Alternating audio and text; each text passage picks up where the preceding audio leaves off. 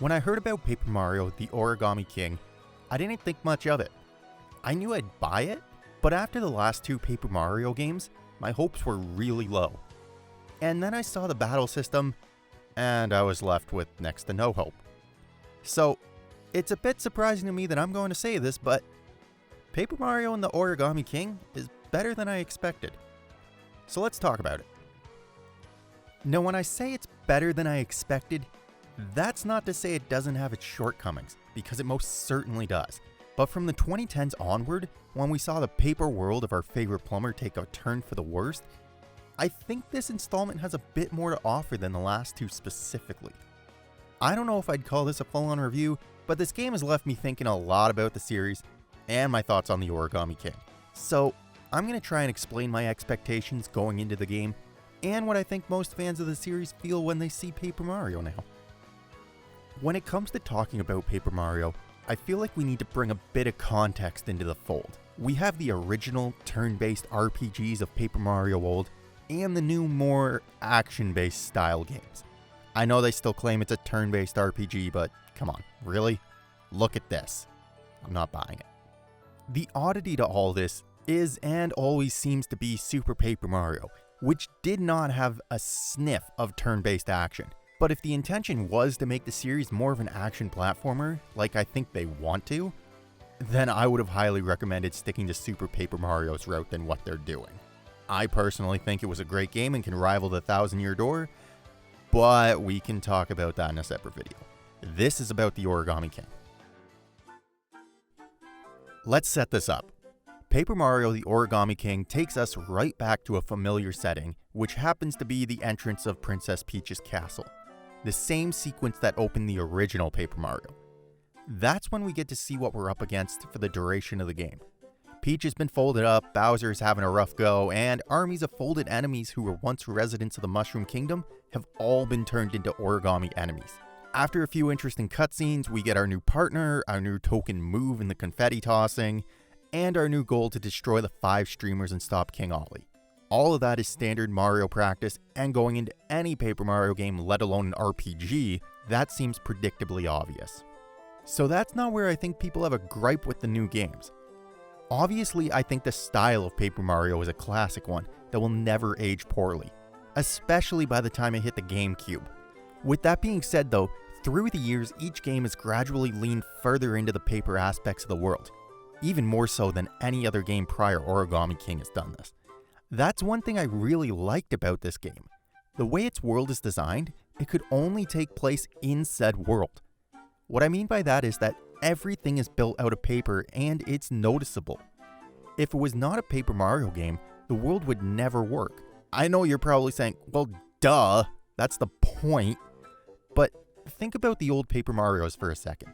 In the 1000-Year Door, you end up in Rogueport and beyond. And although it's filled with life and plenty of paper references and jokes, it could easily, at least in my mind, have been taken and turned into some Mushroom Kingdom MMO or something, with no paper aspects whatsoever, and the game and the world still would have worked fine. That world was not paper-based or themed. They just were kind of cutouts of the characters. I mean, come on guys, did you not have that promotional Paper Mario cutout thing from the first one? That's all it was, let's not kid ourselves.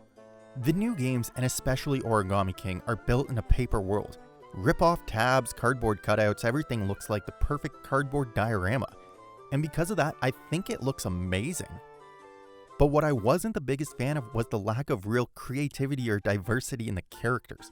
By that I mean that it's been a long time since we got any Twilight Realm characters, or the Sirens, or someone like Rockhawk. Some sort of species we've never seen before, something. Origami King has, for the most part, all of the regular cast of characters. It's got Goombas, it's got Koopas, and god, it has millions and millions of Toads. And they all have personalities and live in the world beside Mario as friends, running coffee shops or running lifts or boats or what have you. But I just think they could have done some more with it. I do like how they built out the world with those characters, even if they weren't new though. That felt like an improvement from, well, mostly Sticker Star, which was an emptier game than Fallout 4.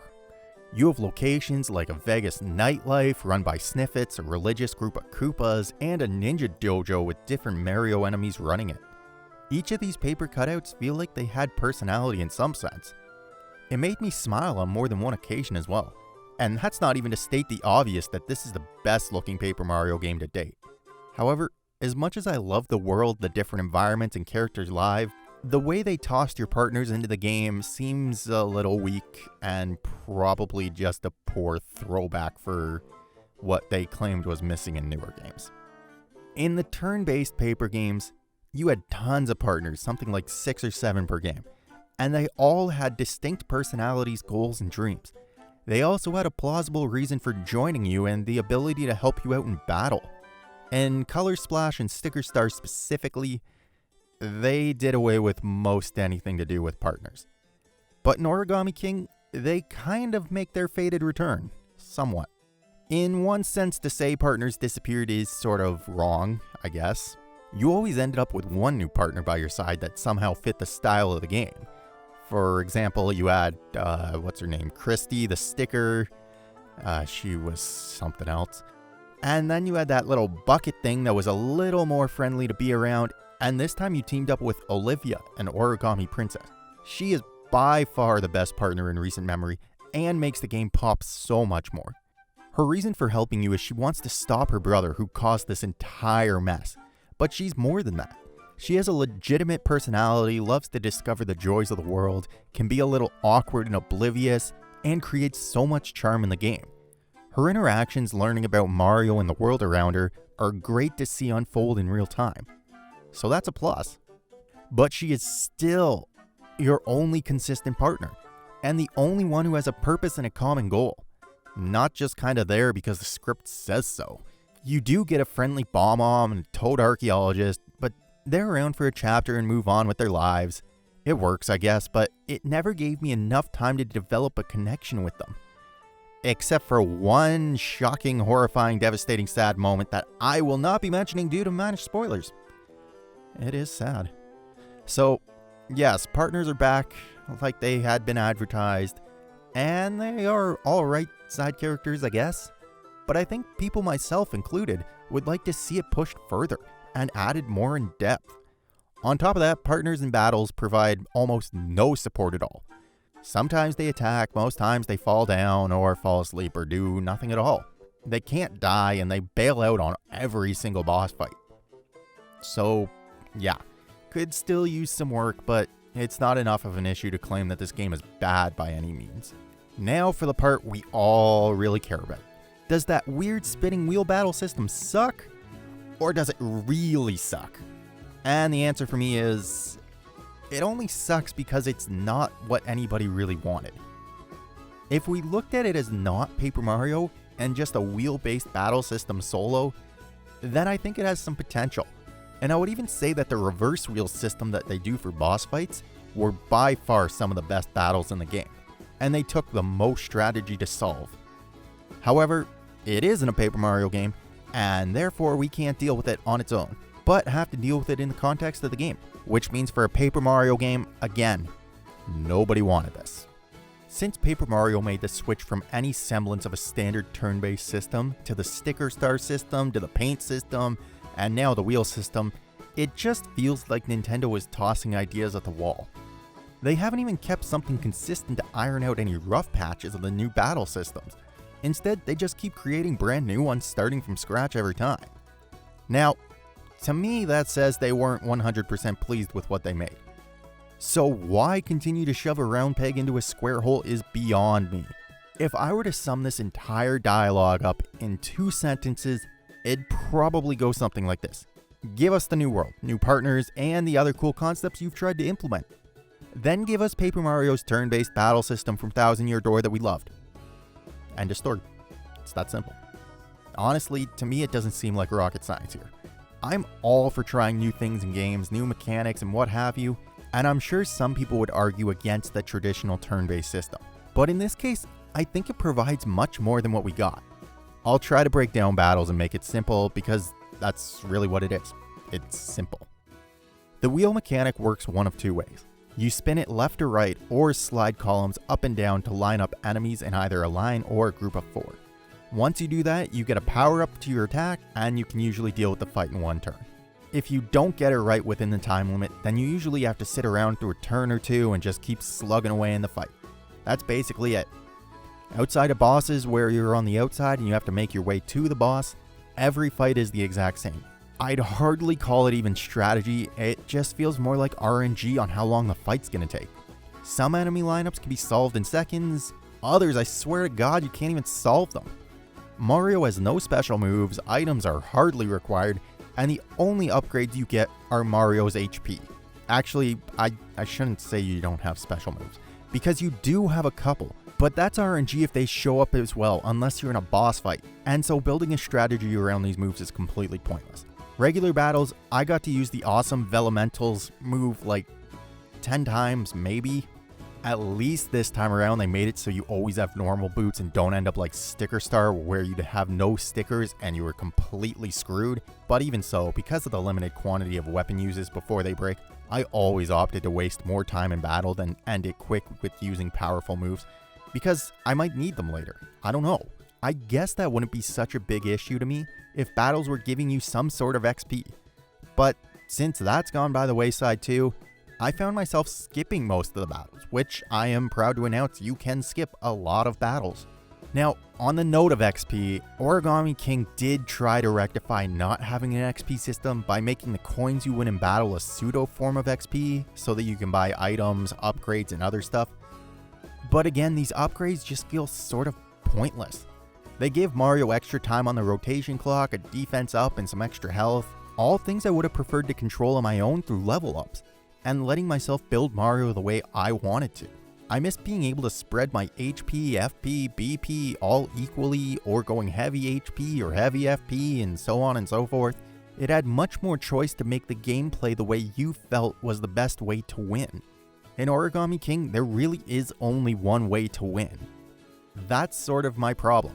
These battles in Origami King also just feel so unimportant, and oftentimes you can get a confusing setup where you don't see the solution instantly and just waste a minute of your time fighting against a bunch of Goombas with no real reward at the end. At least before, if you ended up in that fight, you get a measly star point or two, which tangibly contributes to your overall success in the game through level ups. I think that's the part that disappoints me the most about this game, and in general with Paper Mario now. They still have room to improve the old battle system, or make it a little different and package it as a new system, I don't know. Instead of just Mario and his partners, take a note from Super Paper Mario. Give us a few different main characters. Let us fight with a tandem that we choose. Sort of Mario RPG style. Give them different moves, have them strong against different foes. Let me build different characters with health, or make them heavy FP users and one of them has lots of badge points or something. I think there's real potential in that. I know they won't do it, but I would have liked to see it. This is also just my own personal opinion, but I liked it when the game's attacks were only doing single-digit damage, and everything was sort of on a smaller scale. I don't know why they changed that, but not getting into it. It's just something I liked before. There are a few other smaller aspects of Paper Mario that I think most people would say that would be cool to be brought back, or I could do without it.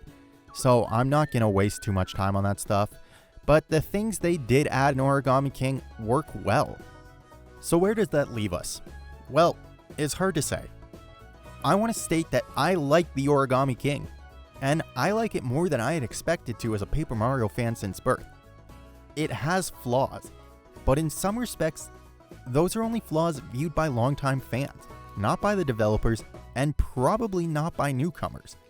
The writing, the way they present the world in all its paper-themed glory, locations, bosses, animations, cutscenes, the game has as much life in the main characters and the world as any Paper Mario game before it.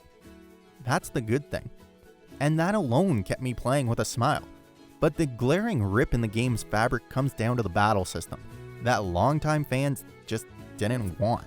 After a few hundred battles, I tend to agree with that sentiment, but they could have stuck more RPG elements into other aspects of the game and still had the battle system, and it would have made for a better game as well. That being said, the spinning wheel of decisions is not a good reason to avoid this game if you like Paper Mario. I still think you can find enough in this game that if you're a fan of the series, you will enjoy most aspects of the game. Origami King legitimately can put a smile on your face through Olivia and Mario, and the other little underrated aspects of the game make it more than a decent game. It might not be the game that I had necessarily wanted, but I'm glad I bought it. So here's my final verdict, I think. If you want to enjoy the game, you can find lots to enjoy. If you want to hate the game all Last of Us 2 style, then you can find plenty of ammo for that as well. It's all up to your attitude in going in to play it. As always, thanks for listening to my random ramblings. I might do this more, who knows. I just really wanted to talk about this game. And even now, I think there's some stuff I probably glossed over, but hey, it's not exactly a review. I wasn't here to break down every detail of the game. I just wanted to give my thoughts while playing it. So feel free to do the same and let me know where you disagree, or where you do agree, and kind of your thoughts on the series as a whole. Anyways, that's all I got for today, so everybody watching, have a good day, and who knows, maybe I do this again.